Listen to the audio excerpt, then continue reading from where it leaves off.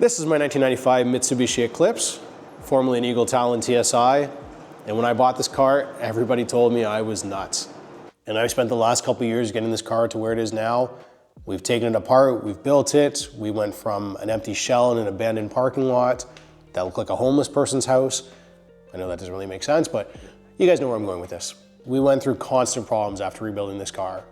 It wouldn't charge, it wouldn't run properly. Put out some good power, did about 420 to the wheels with an FP green, but I figured it was time to tear this car apart and build it properly. And that's where we are right now. There's lots to go. I'm gonna rewind and show you guys where we've been over the last couple of weeks to get to this point. I've got a lot of parts to put in this car. We've got new seats, we've got new steering wheels, we've got custom fabrication pieces coming in for the intercooler, got the whole thing. But I wanna have this car on the road by June 1st, and we're already at the end of March. So I think we should actually start the build. You guys ready? Dropping the motor in Eclipse. Let's get this in the car. I'm very scared here. Times like these make me realize how much I need a two-post lift. Being able to lower the car directly into the engine would have been a lot easier here. Let's pull over. We had a little bit more trouble than we anticipated, having an axle still stuck in the passenger side of the engine and trying to angle this down without scratching the newly painted engine bay.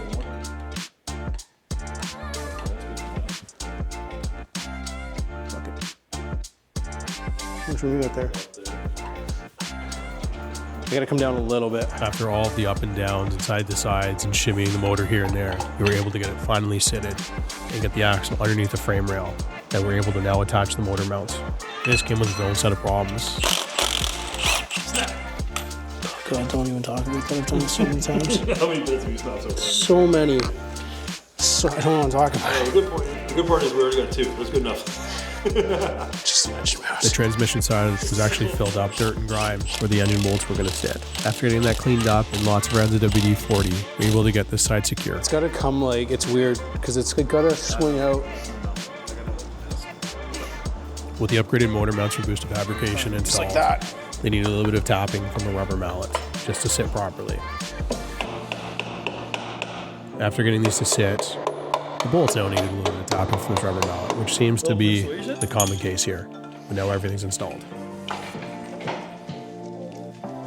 With the engine now sitting securely in the car, it was time to move on to some accessories, starting with these beautiful pieces from One Up Fabrication. We've got our oil catch can,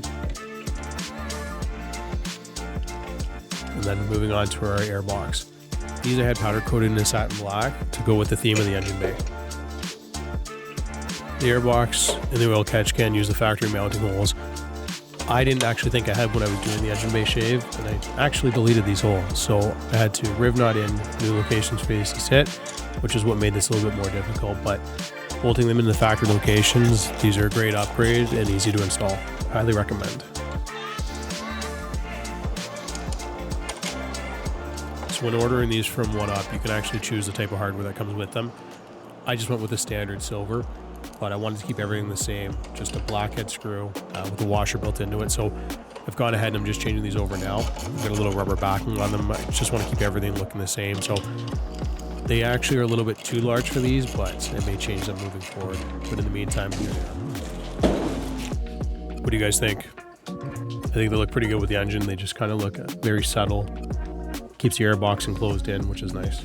One Up also offers an overflow can, but I just decided to go with something smaller, just kind of hidden away. It's not really seen with the headlight sitting in place, and it was cheap to say the least. That's just an Amazon special right there, but I think it was like 25 bucks. I had to just kind of play around with these fittings here, but overall I think it matches. It's just kind of discreet. It'll go behind the headlight. So hatch is on. They're gonna put the glass back in this Friday. Then we can get this kind of wrapped up and get the wing back on, and then starting the fun stuff. So I debated for weeks and weeks on what I was gonna do for a spoiler, but I always came back to the original GSX wing. I just thought overall it fit the best in the car. We looked at going wingless. We also looked at maybe doing just a little lip, but I think overall this is kind of the subtle appearance I want, regardless of everything else that's going on in the car with the wide body and things. I didn't want to go too extreme. With the spoiler now installed, it was time to move on to the intercooler. With the boosted fabrication bumper support pieces in place, it also eliminated where we were going to mount our intercooler to. So catching right here on both sides. Same thing, you just gotta trim that back and it should sit nice and flush.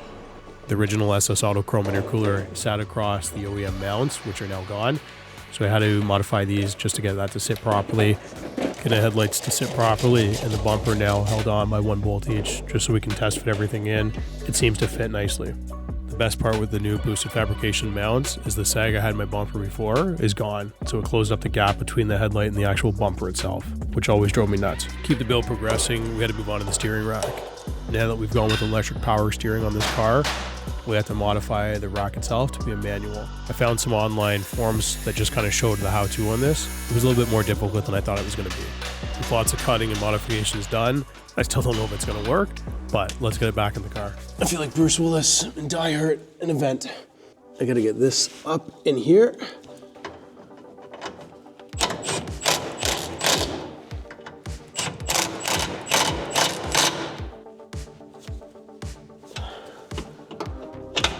If I had unlimited money and time, I would 100% change these bolts. With the rack back in and aiming to actually get the air suspension started in the car, we had to put in the upper and lower arms. So here we go.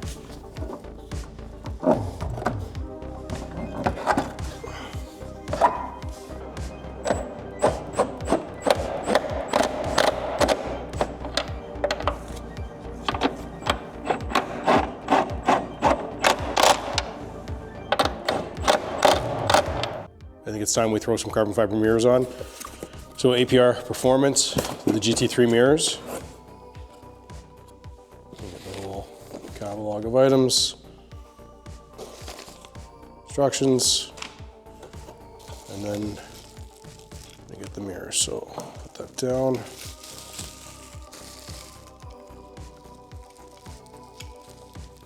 Very light. So this mounting solution wasn't obviously going to work. So I reached out to the team at Tuning Art, and I can link them below, but essentially they make a mount for this, and I'll show you guys what it is. So Simone came up with these. They're made for the car, they bolt into the factory mirror holes, and then you actually attach, you take that off, and you mount those directly in there. So you get a nice solution.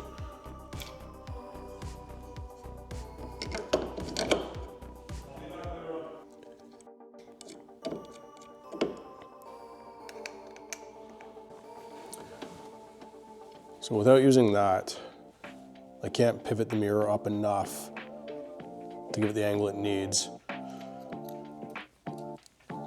So I think I need to essentially use that as the guide in the middle, and in the center, and then I'm gonna have to probably do 2 new holes, and then have those mirrors that can actually adjust up and down, because right now they can only kind of go one way, which they look a little weird because they're kind of angled backwards. So I think we'll take this back off, and then we'll drill this out and just see how we can get it to fit, and then we can do the same on the other side. So take this back off and then we'll work on it. I seem to never want to do the jobs that require cutting into the nice pieces, like cutting the fenders or drilling through carbon. So I asked Rob if he would do this for me because I was a little scared to mess this up. And let's be honest, if he did mess it up, I could have blamed him instead of myself. Yep. Just kidding. Now you want to pull the tape off, or do both at the same time? Both drilled? Want to see the finish? No, just one. We'll do both, yeah. Well drilled. Moment of truth? Yeah, I just rip it off. I'm assuming the fibers are going to raise a bit because the way the drill goes in. Oh, it's not bad. That's not bad. You'll have trim it, right? You're gonna touch it up, we'll touch it. Not bad. Right? Here's the mirrors all finished. We did have to modify the actual mount of where it sat on the car just because the bolts now were rubbing behind, but we got everything to sit properly after that. And on to the heart of the car now. We ordered in a Haltech S2, just getting it unboxed, getting ready to run the wire harness. I do want to show you guys the difference between, so that is an Ohm Racing harness. It's like their tucked version with the fuse box relocate, which goes into the glove box or somewhere else in the car. And your battery can be mounted in the trunk. And this is the crusty OEM harness, and you can kind of see, seen better days, but look at the size difference. This was actually for an automatic car. This came out of my car, which everybody knows was having alternator problems and just wouldn't charge properly, so we went through a bunch of alternators, but this is the replacement. Fairly different. So to properly run this, we got to get fenders back off, a couple things, but at least we'll get it started in the middle of the car and kind of work our way out. Passenger side, driver's side, or passenger driver's side, and then I can get the dashboard back in and just start chipping away. So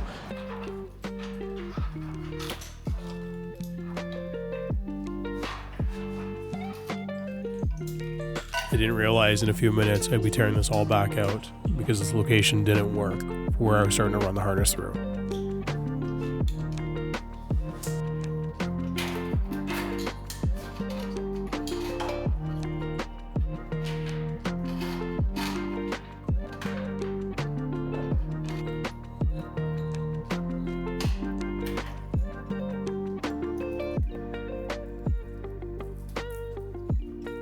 So I need to run the harness through the firewall, and the problem is the factory hole, it actually routes through on the OEM harness, doesn't work with the harness that I bought. Oh, I think I'm gonna drill down in here. I found a grommet on Amazon that would fit the 2-inch pass-through, and I've got it installed here after just doing some touch-ups on the paint after we drilled through. I'll get this secured better and sealed up after we get everything run, but in the meantime, just to have it in place. With the harness now mounted through the correct location, I can start plugging things in and determining what's missing. Just some troubleshooting now and figuring out what I actually need before we can keep going further. Hope you guys want to stick around and watch the rest of this car rebuild. So I'm hoping June 1st is the day. If you want to like and subscribe for more, follow me on Instagram. You'll see some behind the scenes stuff, some reels on this and some stuff on the Super. So appreciate you guys stopping by. Let's save another clips. See you next week.